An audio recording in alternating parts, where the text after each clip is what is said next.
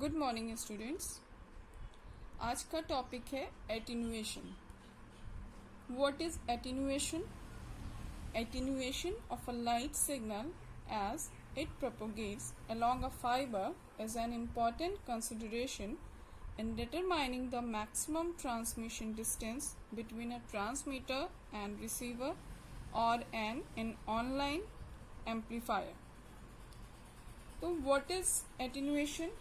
Attenuation को हम लोग डिस्क्राइब कर सकते हैं कि जब हम किसी भी सिग्नल को ट्रांसमिट करते हैं तो एक लॉस होता है उसकी पावर में और उसकी आउटपुट इंटेंसिटी डिक्रीज होती है with respect to distance travel in the optical fiber.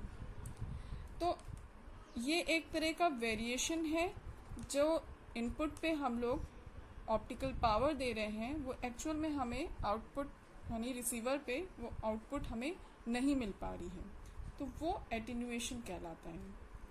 तो एटीन्यूएशन को हम लोग डिस्क्राइब कर सकते हैं, the signal attenuation is defined as the ratio of optical output optical power to the input optical power. यानी जो हमारा इनपुट पे ऑप्टिकल पावर है वो एग्जैक्टली हमको रिसीवर पे नहीं मिल पा रहा है, आउटपुट पावर नहीं मिल पा रहा है, तो वो उसका एटीन्यूएशन कहलाता है।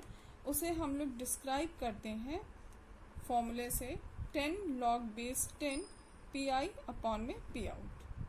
P in is the input power और P out is the output power. तो जो बेसिक एटीन्यूएशन होता है फाइबर में वो एब्जॉर्प्शन, स्कैटरिंग और radiative losses of the optical energy की वजह से होता है, या कह सकते हैं fibre bending losses signal attenuation is expressed as 10 log base 10 pi upon में पी आउट। तो ऑप्टिकल फाइबर कम्युनिकेशन में जो एटीन्यूएशन है उसको हम लोग डेसिबल पर यूनिट लेंथ में मेजर करते हैं, एक्सप्रेस करते हैं, जिसे लिखा जाता है alpha dBl is equals to 10 log base 10 pi upon में P out, where alpha dB is equals to signal attenuation per unit length, L is equals to length of the fiber।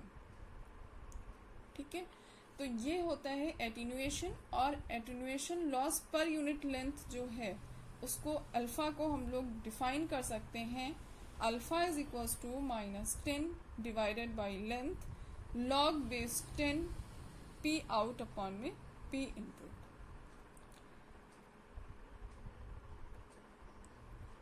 अब बात करते हैं कि जो हमारा एटीन्यूएशन था fibre में वो एब्जॉर्प्शन, स्कैटरिंग और रेडिएटिव लॉसेस की वजह से हो रहा था। तो एब्जॉर्प्शन क्या है? Absorption is caused by 3 different mechanism. One is the absorption by atomic defect in the glass composite, second is the extrinsic absorption by impurity atoms in the glass material, and third one is the intrinsic absorption by the basic constituent atom of the fiber material। तो first हम लोग describe करते हैं intrinsic absorption को। It occurs when the material in a perfect state with no density variation, impurities, materials, inhomogeneities and so on। तो ये अकर तब होती है जब हमारा मटेरियल जो है वो परफेक्ट स्टेट में है लेकिन कोई भी डेंसिटी वेरिएशन नहीं है इम्प्योरिटीज में और मटेरियल इन होमोजेनिटीज में। Absorption occurs when a photon interact with the electron in a valence band and excite it in a higher energy level. तो एब्जॉर्प्शन हमारा तब भी अकर करता है जब फोटोन इंटरैक्ट करते हैं इलेक्ट्रॉन्स के साथ में वैलेंस बैंड में और एक्साइट करके वो हायर एनर्जी लेवल पे जाते हैं, तब भी हमारा एब्जॉर्प्शन अकर होता है इंट्रिंसिक का। फिर बात करते हैं एक्सट्रिंसिक एब्जॉर्प्शन की। Due to impurities and OH molecules. तो एक्सट्रिंसिक एब्जॉर्प्शन जो है वो हमारा इम्प्योरिटीज की वजह से हो रहा है और जो उसमें अवेलेबल OH मॉलिक्यूल्स हैं उनकी वजह से हो रहा है। तो a major source of a signal attenuation in extrinsic absorption from transition metal element impurities Some most common metallic impurities found in a glasses are Cr3+, C2+, Fe2+, Fe3+, etc. These contain absorption losses around 109 of 1 part. Certain of these impurities like chromium and copper causes attenuation in excess of 1 dB per kilometer in near infrared region. तो extrinsic absorption जो हमारा है वो extrinsic metallic impurities की वजह से होता है जो ग्लासेस में हमें मिलते हैं। वो हमारे जैसे क्रोमियम हो गया, कॉपर हो गया, इन सारे इम्प्योरिटीज़ की वजह से हमें एक्सट्रेंसिक एब्जॉर्प्शन मिलता है। Third one is the scattering. Scattering occurs due to the micro irregularities inside the fiber. Scattering results in attenuation as the scattered light may not continue to satisfy that TIR is the total internal reflection in the fiber core. Or scattering loss in a glass arises from microscopic variation in material density, compositional fluctuation, and from structural or defects in a homogeneities during fiber manufactures. तो scattering जो होती है, जब हम लोग propagation करते हैं light का कोर में, तो टोटल इंटरनल रिफ्लेक्शन होता है। तो जब हम लोग किसी भी रेगुलर रिफ्लेक्शन तब होता है जब हम किसी भी स्ट्रेट प्लेटफॉर्म पे कोई लाइट का फोर्स दे रहे हैं, लाइट एंटर कर रही है कोई फाइबर में, तो उसकी सरफेस प्लेन है, तब उसमें हमारा टोटल इंटरनल रिफ्लेक्शन हो रहा है। जब किसी रफ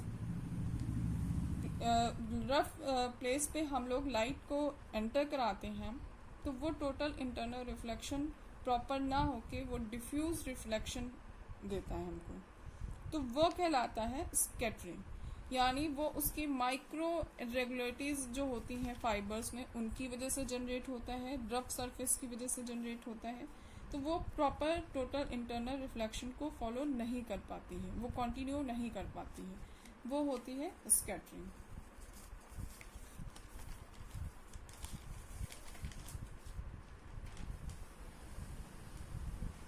जब वेरिएशन होगा reflective index of the core में, तो वेवलेंथ लेस होगी और स्कैटरिंग ज्यादा होगी। अब बात करते हैं लीनियर स्कैटरिंग लॉस की। तो लीनियर स्कैटरिंग लॉस क्या है? Linear scattering mechanism cause the transfer of some or all the optical power contained within one propagating mode to transferred linearly into different mode. This may generate radio mode or leaky ray, but the frequency of light would not affect during the scattering. तो linear scattering loss जो है वो हमारा अकर होता है जब transfer करते हैं हम लोग सिग्नल का। ऑप्टिकल पावर जब प्रोपोगेट होती है और ट्रांसफर्ड होती है किसी भी लीनियर से दूसरे मोड में, तो ये लीनियर स्कैटरिंग लॉस हमारा जनरेट होता है।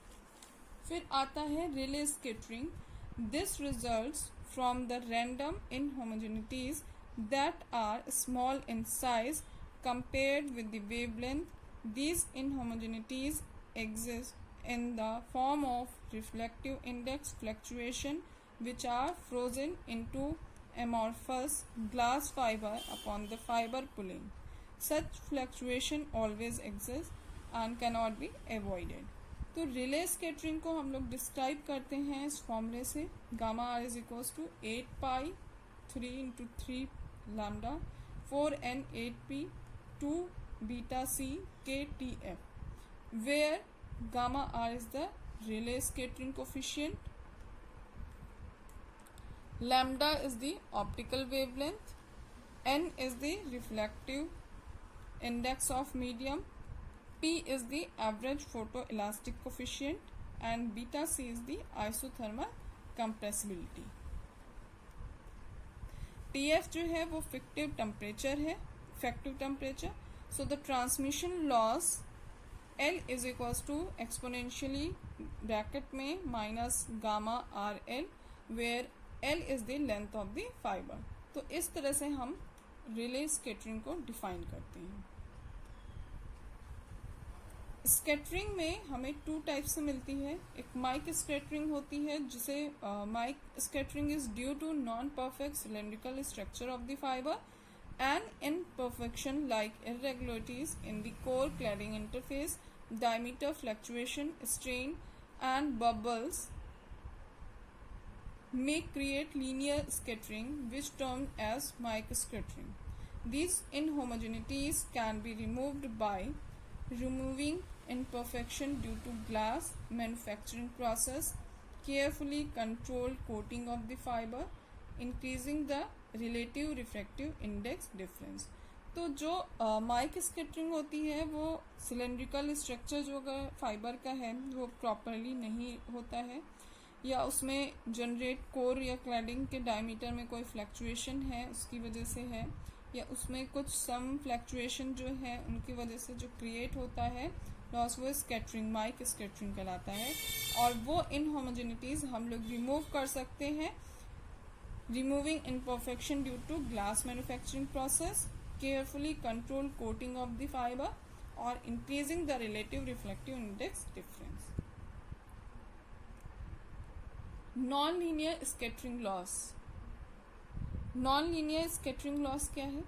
Optical waveguide do not always behave as completely linearly, especially at high optical power levels. Scattering causes disproportionate attenuation due to non-linear behavior. Because of this non-linear scattering, the optical power from one mode is transferred in either the forward or backward direction to the same or other mode at different frequencies. The two dominant types of non-linear scattering are stimulated Brownian scattering and stimulated Raman scattering. तो non linear scattering में जो waveguide है ये completely linearly high optical power में properly work नहीं करती है, linear behave नहीं करती है। तो ये जो होती है वो क्रिएट करती है डिफरेंट टू फ्रीक्वेंसीज की वजह से। जो नॉन लीनियर स्कैटरिंग है वो हमारी जनरेट होती है टू डोमिनेंट टाइप से। एक स्टिमुलेटेड ब्राउनियन स्कैटरिंग है और दूसरा है स्टिमुलेटेड रैमन स्कैटरिंग। तो इसके बारे में हम लोग नेक्स्ट लेक्चर में पढ़ेंगे। Thank you.